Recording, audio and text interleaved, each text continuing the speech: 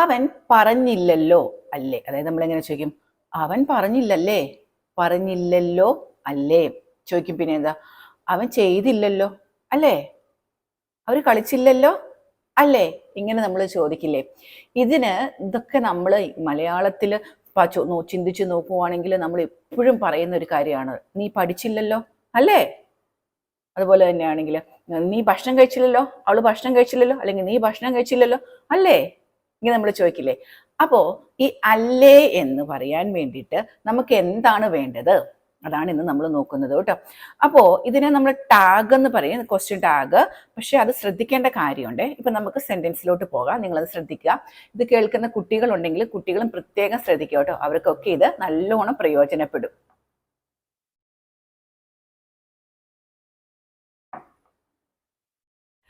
അവൻ പറഞ്ഞില്ലല്ലോ അല്ലേ, അവൻ പറഞ്ഞില്ലല്ലോ അല്ലേ. അപ്പൊ എങ്ങനെ പറയും?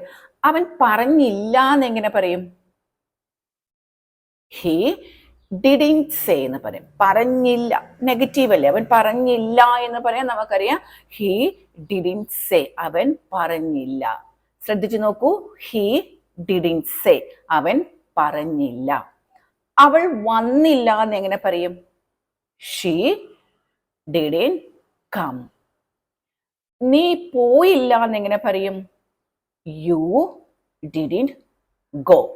അപ്പൊ ഇത് നിങ്ങൾക്ക് മനസ്സിലായല്ലോ. നീ പറഞ്ഞില്ലല്ലോ എന്ന് പറയാനും അവൾ പോയില്ലല്ലോ എന്ന് പറയാനും ഞങ്ങൾ കണ്ടില്ലല്ലോ എന്ന് പറയാനും ഈ നെഗറ്റീവ് പാറ്റേൺ ആണ് നമ്മൾ ഉപയോഗിക്കുന്നത്. ഞങ്ങൾ കണ്ടില്ല എന്ന് എങ്ങനെ പറയും? വി ഡിഡിന്റ് സീ എന്ന് പറയും. കണ്ടില്ലല്ലോ എന്ന് പറയാനും നമ്മൾ എങ്ങനെ പറയും? വി ഡിഡിന്റ് സീ എന്ന് പറയും. പക്ഷെ ഈ ക്വസ്റ്റ്യൻ ടാഗിന് വേണ്ടിയിട്ടാണ്, ശ്രദ്ധിക്കുക. ഹി ഡിഡിന്റ് സേ, അവൻ പറഞ്ഞില്ലല്ലോ അല്ലേ. Did he. He didn't say negative sentence ആണ്. പിന്നെ അല്ലേ എന്ന് ചോദിക്കാൻ നമ്മൾ ചിന്തിക്കുമ്പോൾ അത് നെഗറ്റീവ് ആണ് എങ്കിലും നമ്മുടെ സെന്റൻസ് നെഗറ്റീവ് ആയതുകൊണ്ട് നമ്മൾ അവിടെ എന്താണ് ഉപയോഗിക്കുന്നത്? ഡിഡ് ഹി അല്ലേ എന്ന് പറയാൻ. അപ്പൊ എങ്ങനെ പറയാ? അവൻ പറഞ്ഞില്ലല്ലോ അല്ലേ എന്ന് എങ്ങനെ പറയാ? എന്തെങ്കിലും ഒരു കാര്യം അവൻ പറഞ്ഞില്ലല്ലോ അല്ലേ. He didn't say, did he. ഇനി അവൻ ചെയ്തില്ലല്ലോ അല്ലേ, അവൻ ചെയ്തില്ലല്ലോ അല്ലേ. എങ്ങനെ പറയും? He didn't do. ഇനി എങ്ങനെ ചോദിക്കും? ഡിഡിന്റ്, അത് നെഗറ്റീവ് ആണ്. അപ്പൊ നമ്മൾ ഇനി അല്ലേ എന്ന് ചോദിക്കണമെങ്കിൽ എങ്ങനെ ചോദിക്കണം? ഡിഡ് ഹി എന്നായിരിക്കണം. Did he. ക്ലിയർ ആയോ? ഇനി അവൾ വന്നില്ലല്ലോ അല്ലേ. നമ്മൾ ഏതെങ്കിലും വീട്ടിലോ എന്തെങ്കിലുമൊക്കെ ചെയ്തിട്ട് നമ്മൾ ചോദിക്കുകയാണ്, അവൾ വന്നില്ലല്ലോ അല്ലേ. അപ്പൊ എങ്ങനെ ചോദിക്കുക? നെഗറ്റീവ് സെന്റൻസ് പറയണം. She didn't come, did she എന്ന് പറയും.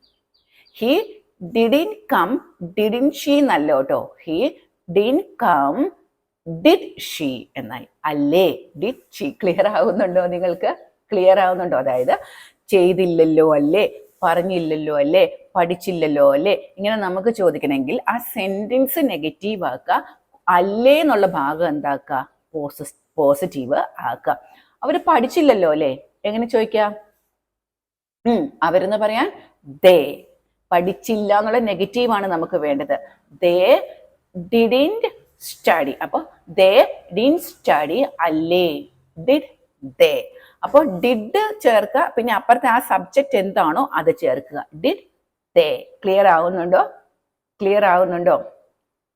ഇനി ഞങ്ങള് കണ്ടില്ലല്ലോ എന്ന് എങ്ങനെ പറയും? We didn't see, did we എന്ന് പറയും. ഡിഡ് എന്ന് പറയും. അപ്പൊ നമ്മൾ ഓർക്കേണ്ട ഒരു കാര്യം എന്താ? സെന്റൻസ് നെഗറ്റീവ് ആണ്, ക്വസ്റ്റ്യൻ എന്താവും? പോസിറ്റീവ് രീതിയിൽ വരണം. അത് ഓർത്ത് വെക്കുക. അതൊരു ടാഗിന്റെ പ്രത്യേകതയാണ്. നമ്മുടെ സെന്റൻസ് നെഗറ്റീവ് ആണെങ്കിൽ നമ്മൾ ടാഗ് ഇടുന്നത് പോസിറ്റീവ് ആയിരിക്കും. നമ്മുടെ സെന്റൻസ് പോസിറ്റീവ് ആണെങ്കിൽ നമ്മുടെ ടാഗ് എന്തായിരിക്കും? നെഗറ്റീവ് ആയിരിക്കും. ഇത് നമ്മൾ എപ്പോഴും സംസാരിക്കുന്ന ഒരു കാര്യമല്ലേ. അവർക്ക് മനസ്സിലായില്ലല്ലോ അല്ലേ. നമ്മൾ ചില കാര്യങ്ങൾ പറയുമ്പോൾ ചിലർക്ക് മനസ്സിലാകില്ലെന്ന് തന്നെ നമുക്കറിയാം. അപ്പൊ നമ്മൾ പറയും അവർക്ക് മനസ്സിലായില്ലല്ലോ അല്ലേ. ദേ ഡിഡിന്റ് അണ്ടർസ്റ്റാൻഡ്. അതെന്താണെന്നുള്ളത് നിങ്ങൾക്ക് കമന്റ് ബോക്സിൽ കൊടുക്കുക കേട്ടോ. ദേ ഡിഡിന്റ് അണ്ടർസ്റ്റാൻഡ്, കമന്റ് ബോക്സിൽ. അപ്പൊ നിങ്ങൾക്ക് മനസ്സിലായില്ലേ? ചെയ്തില്ലല്ലോ അല്ലേ, പറഞ്ഞില്ലല്ലോ അല്ലേ, കളിച്ചില്ലല്ലോ അല്ലേ എന്ന് പറയാൻ ഈ ഭാഗത്തെ സെന്റൻസിനെ നമ്മൾ നെഗറ്റീവ് സെന്റൻസ് ആക്കി മാറ്റുക. അല്ലേ എന്നുള്ള ഭാഗത്തിനെ നമ്മൾ എന്താക്കി മാറ്റുക, പോസിറ്റീവാക്കി മാറ്റി. അവിടെ നമ്മൾ ഡിഡ് കൊടുക്കുക, സബ്ജക്റ്റ് ഏതാണോ അതും കൊടുക്കുക. ക്ലിയർ ആയോ? അപ്പൊ നിങ്ങൾ ക്ലാസ് ഇത് കേട്ട ഉടനെ നമ്മുടെ കമന്റ് ബോക്സ് ഒന്ന് ചെക്ക് ചെയ്ത് നോക്കുക. കമന്റ് ബോക്സിൽ ഞാൻ നിങ്ങൾക്ക് വേണ്ടി കുറേ സെന്റൻസ് കൊടുത്തിട്ടുണ്ട്.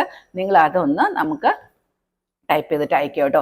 അപ്പോൾ നമ്മുടെ ഏറ്റവും ബേസിക് ആയിട്ടുള്ള ക്ലാസ് മുതൽ സ്റ്റാർട്ട് ചെയ്തിരിക്കുകയാണ്. നിങ്ങളപ്പോൾ ക്ലാസ്സുകൾ ഓരോന്നും എഴുതി ശ്രദ്ധിച്ചൊക്കെ പഠിക്കാൻ വേണ്ടി ശ്രമിക്കുക കേട്ടോ.